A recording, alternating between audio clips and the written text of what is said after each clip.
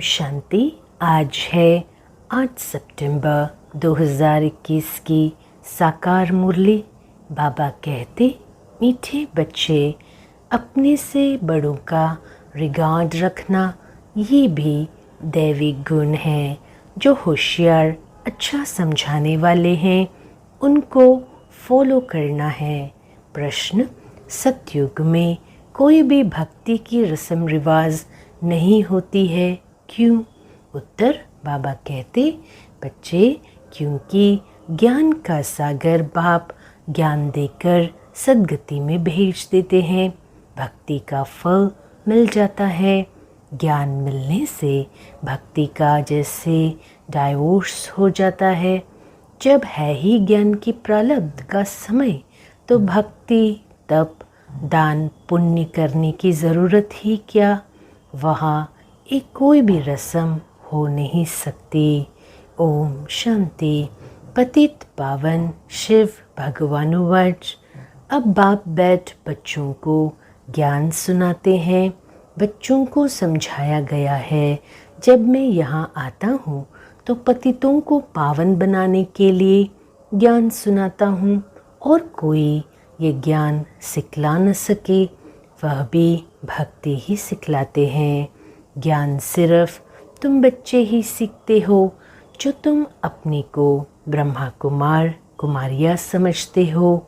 दिलवाड़ा मंदिर तुम्हारे सामने खड़ा है, वहाँ भी राजयोग की तपस्या में बैठे हैं। जगत अम्बा भी है, प्रजापिता भी है, कुमारी कन्या अदर कुमारी भी है। बाप राजयोग सिखला रहे हैं। ऊपर में राजाए के चित्र भी खड़े हैं।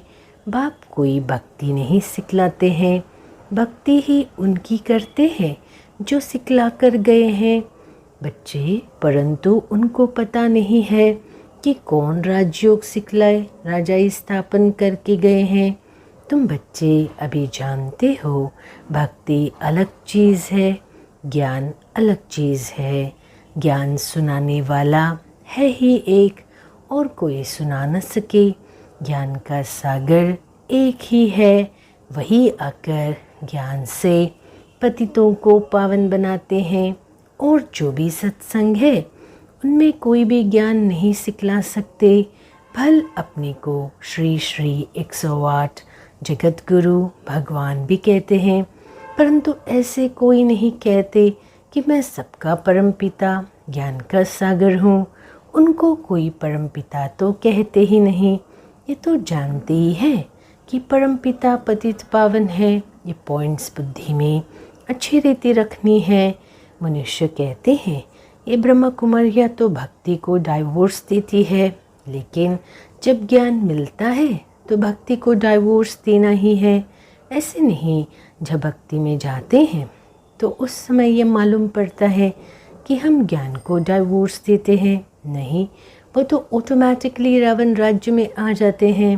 अभी तुमको समझ मिली है कि बाबा हमको राजयोग सिखला रहे हैं।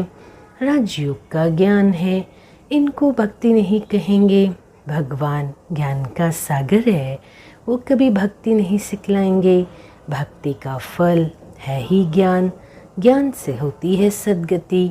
कलयुग के अंत में सब दुखी है, इसलिए इस पुरानी दुनिया को दुख धाम कहा जाता है।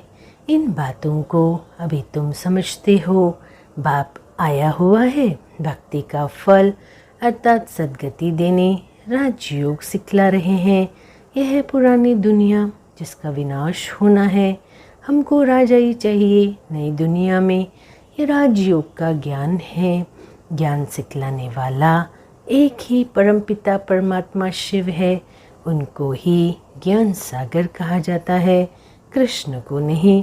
कृष्ण की महिमा ही अलग है। ज़रूर आगे जन्म में ऐसा कर्तव्य किया है जो प्रिंस बना है। अभी तुम जानते हो, हम राजयोग का ज्ञान ले नई दुनिया में स्वर्ग का प्रिंस प्रिंसेस बनेंगे। स्वर्ग को सद्गति, नर्क को दुर्गति कहा जाता है।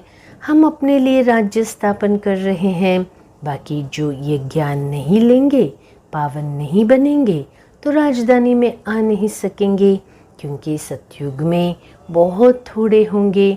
कलयुग अंत में जो इतने अनेक मनुष्य है वो ज़रूर मुक्तिधाम में होंगे, गुम नहीं हो जाते हैं, सब घर चले जाते हैं। अभी तो बच्चों को घर याद रहता है कि अब 84 जन्मों का चक्र पूरा होता है, नाटक पूरा होता है, अनेक बार चक्र लगाया है, ये तुम ब्राह्मण बच्चे ही जानते हो। ब्राह्मण तो बनते जाते हैं। 16,108 की माला है। सतयुग में तो बहुत नहीं होंगे। सतयुग का मॉडल रूप भी दिखलाते हैं ना। बड़ी चीज़ का मॉडल छोटा होता है, जैसे सोने की द्वारिका दिखलाते हैं। कहा जाता है द्वारिका में कृष्ण का राज्य था, अब द्वारिका में कहेंगे व दिल्ली में कहेंगे। जमुना का खंडा तो यहाँ दिल्ली में है, वहाँ तो सागर है। ये तो बच्चे समझते हैं जमुना का कंठा था कैपिटल, द्वारिका कैपिटल नहीं है। दिल्ली मशहूर है, जमुना नदी भी चाहिए, जमुना की महिमा है, पर स्थान दिल्ली को ही कहा जाता है। बड़ी गद्दी दिल्ली ही होगी। अभी तो बच्चे समझते हैं भक्ति मार्ग खलास हो, ज्ञान मार्ग होता है। ये देवी राजधानी स्थापन हो रही है। बाप कहते हैं आगे चल तुमको सब मालूम पड़ जाएगा, कौन कौन कितना पास होते हैं।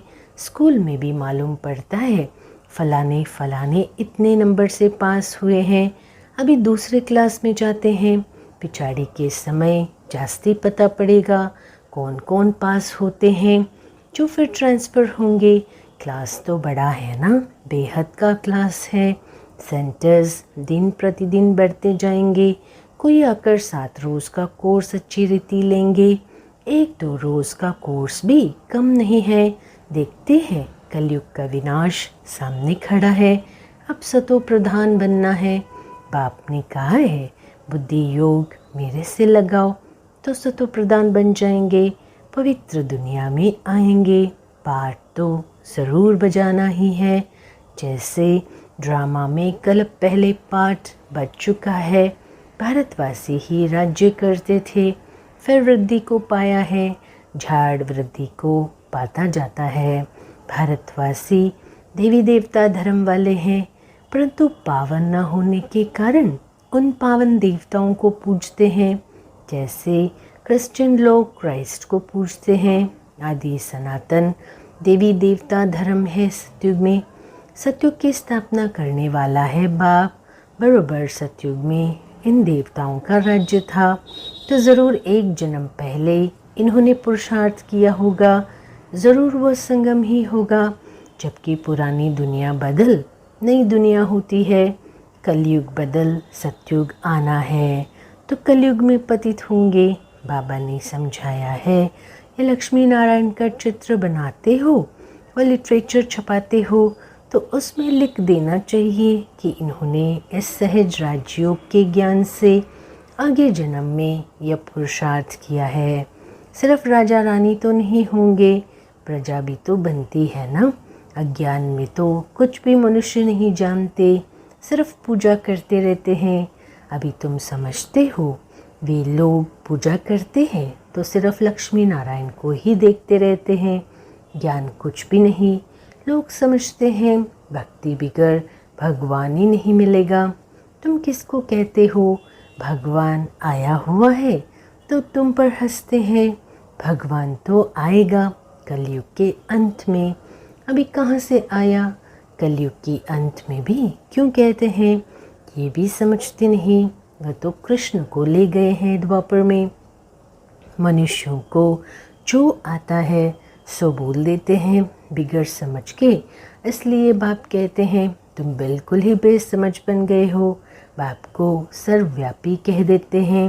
भक्ति बाहर से तो बहुत खूबसूरत दिखाई पड़ती है, भक्ति की चमक कितनी है, तुम्हारे पास तो कुछ भी नहीं है। और कहाँ भी सत्संग आदि में जाएंगे तो आवाज़ ज़रूर होगा, गीत गाएंगे।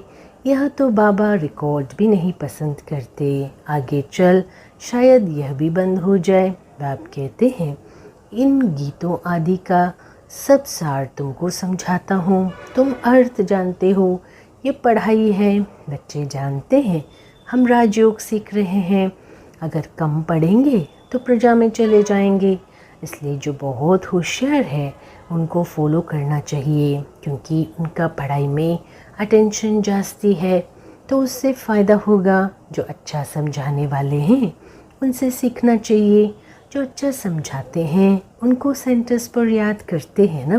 ब्रह्मा कुमारी तो बैठी है, फिर कहते हैं फलानी आए, समझते हैं ये बड़ी होशियार है, ऐसे है, तो उसका फिर आदर भी करना पड़े। बड़े का फिर रिगार्ड भी ऐसा रखना होता है। ये ज्ञान में हमारे से ठीके हैं, ज़रूर इनको ऊंच पद मिलेगा। इसमें अहंकार नहीं आना चाहिए। बड़े की बड़ी इज्जत होती है, प्रेसिडेंट की ज़रूर जास्ती इज्जत होगी, हर एक की नंबर 1 इज्जत होती है। एक दो का रिगार्ड तो रखेंगे ना। बैरिस्टर में भी नंबर 1 होते हैं। बड़े केस में बड़ा होशियार वकील लेते हैं। कोई कोई तो लाख रुपए का भी केस उठाते हैं। नंबर 1 ज़रूर होते हैं। हमसे होशियार है तो रिगार्ड रखना चाहिए। सेंटर संभालना है, सब काम भी करना है। बाबा को सारा दिन ख्यालात रहते हैं ना, प्रदर्शनी कैसे बनाए जाए, पूरा टेंशन देना है। हम तमो प्रधान से सतो प्रधान कैसे बने, बाप आए ही है सतो प्रधान बनाने। पतित पावन बाप ही है। यहाँ फिर कहते पतित पावनी गंगा, उसमें जन्म जन्मांतर स्नान करने आते हैं। पावन तो कोई भी नहीं बना है, ये सब है भक्ति। जबकि कहते हैं हे पतित पावन आओ, वो आएगा तो ज़रूर संगम पर, और एक ही बार आते हैं। हर एक की अपनी अपनी रस्म रिवाज है। जैसे नेपाल में अष्टमी पर बलि चढ़ाते हैं, छोटे बच्चे को हाथ में बंदूक दे चलवाते हैं, वह भी बलि चढ़ाएंगे। बड़ा होगा तो एक दक से बछड़े को काट देगा। कोई ने कम दक लगाया, एक दक से ना मरे तो वो बलि नहीं हुई, वो देवी पर नहीं चढ़ाएंगे। ये सब है भक्ति मार्ग। हर एक की अपनी अपनी कल्पना है, कल्पना पर फॉलोअर्स बन जाते हैं। या फिर ये नई बातें हैं, इनको तो बच्चे ही जान सके। एक ही बाप बैठ सृष्टि के आदि मध्य अंत का ज्ञान सुनाते हैं, तुमको खुशी रहती है। हम स्वदर्शन चक्रधारी है और कोई समझ न सके। तुमको सभा में हम कहेंगे सर्वोत्तम ब्राह्मण कुलभूषण स्वदर्शन चक्रधारी, तो इसका अर्थ तुम समझेंगे। नया कोई होगा तो मूंझ जाएगा कि ये क्या कहा, स्वदर्शन चक्रधारी तो विष्णु है। ये नई बात है ना, इसलिए तुम्हारे लिए कहते हैं बाहर मैदान में आओ तो पता पड़े। तुम्हारा है ज्ञान मार्ग, तुम 5 विकारों पर जीत पाते हो। इन असुरों से तुम्हारी लड़ाई है, फिर तुम देवता बनते हो और कोई लड़ाई की बात नहीं होती। जहाँ असुर है वहाँ देवताएं होते नहीं। तुम तो ब्राह्मण देवता बनने वाले हो, जो पुरुषार्थ कर रहे हो। रुद्र ज्ञान यज्ञ में ब्राह्मण ज़रूर चाहिए, सिवाय ब्राह्मणों के यज्ञ होता नहीं। रुद्र है शिव, फिर कृष्ण का नाम कहाँ से आया। तुम दुनिया से बिल्कुल ही न्यारे हो, और तुम हो कितने थोड़े। चिड़ियाओं ने सागर को हप किया। शास्त्रों में दंत कथाएँ कितनी हैं। बाप कहते हैं अब वो सब भूल मामेकम याद करो। आत्मा ही बाप को याद करती है। बाप तो एक है ना, हे परमात्मा व प्रभु कहते हैं, तो उस समय लिंग भी याद नहीं आता है, सिर्फ ईश्वर व प्रभु कह देते हैं। आत्मा को बाप से आधा कल्प का सुख मिला हुआ है, तो फिर भक्ति मार्ग में याद करती है। अभी तुमको नॉलेज मिली है, आत्मा क्या है, परमात्मा क्या है। हम सब आत्माएं मूल वतन में रहने वाली है, वहाँ से नंबरवार पाठ बजाने आती है। पहले आते हैं देवी देवताएं। कहते हैं क्राइस्ट के पहले देवी देवता धर्म था। 5000 वर्ष की बात है। वो लोग कह देते हैं 5000 साल की ये पुरानी चीज़ है, परंतु 50 वर्ष की पुरानी चीज़ कोई हो नहीं सकती। ड्रामा है ही 5000 वर्ष का, मुख्य धर्म है ही यह। इन धर्म वालों के ही मकान आदि होंगे। पहले पहले तो रजोगुणी बुद्धि थे, अभी तो और ही तमोगुणी बुद्धि वाले हैं। प्रदर्शनी में कितना समझाते हैं, किसकी समझ में थोड़ी आता है। ब्राह्मणों की ही सैपलिंग लगनी है। तो बच्चों को समझाया गया है ज्ञान अलग चीज़ है, भक्ति अलग चीज़ है। ज्ञान से सद्गति होती है, इसलिए कहते भी हैं हे पतित पावन आओ, दुख से लिबरेट करो। फिर गाइड बन साथ ले जाएंगे। बाप आकर आत्माओं को ले जाते हैं। शरीर तो सब खत्म हो जाएंगे, विनाश होगा ना। शास्त्रों में एक ही महाभारत की लड़ाई गाई हुई है। कहते भी है ये वही महाभारत की लड़ाई है, वो तो लगनी ही है। सबको बाप का परिचय देते रहो। तमो प्रधान से सतो प्रधान बनने का उपाय तो एक ही है। बाप कहते हैं मामी कम याद करो तो विक्रम विनाश हो जाएंगे और आत्मा मेरे साथ चली जाएगी। सबको संदेश देते रहो तो बहुतों का कल्याण होगा। अच्छा, मीठे मीठे सिकील दे बच्चों प्रति माता पिता बाप दादा का याद प्यार और गुड मॉर्निंग। रूहानी बाप की रूहानी बच्चों को नमस्ते। रूहानी बच्चों की रूहानी बाप को नमस्ते। धारणा के लिए मुख्य सार। पहला, जो पढ़ाई में होशियार है, अच्छा समझाते हैं, उनका संग करना है, उन्हें रिगार्ड देना है, कभी भी अहंकार में नहीं आना है। दूसरा, ज्ञान की नई नई बातों को अच्छी रीति समझना व समझाना है। इसी खुशी में रहना है कि हम हैं स्वदर्शन चक्रधारी। वरदान अनुभव करें, बाप दादा का वरदानी हस्त मेरे सिर पर है। बाबा कहते मीठे बच्चे एक बाप की याद में सदा मगन रहे। एक रस अवस्था बनाने वाले साक्षी दृष्टा भव। अभी ऐसे पेपर आने हैं जो संकल्प स्वप्न में भी नहीं होंगे, परंतु आपकी प्रैक्टिस ऐसी होनी चाहिए जैसे हाथ का ड्रामा साक्षी होकर देखा जाता है। फिर चाहे दर्दनाक हो या हंसी का हो, अंतर नहीं होता। ऐसे चाहे कोई का रमणीक पाठ हो, चाहे स्नेही आत्मा का गंभीर पाठ हो, हर पाठ साक्षी दृष्टा होकर देखो। एक रस अवस्था हो, परंतु ऐसी अवस्था तब रहेगी जब सदा एक बाप की याद में मगन होंगे। स्लोगन बाबा कहते मीठे बच्चे दृढ़ निश्चय से अपने भाग्य को निश्चित कर दो तो सदा निश्चिंत रहेंगे। ओम शांति।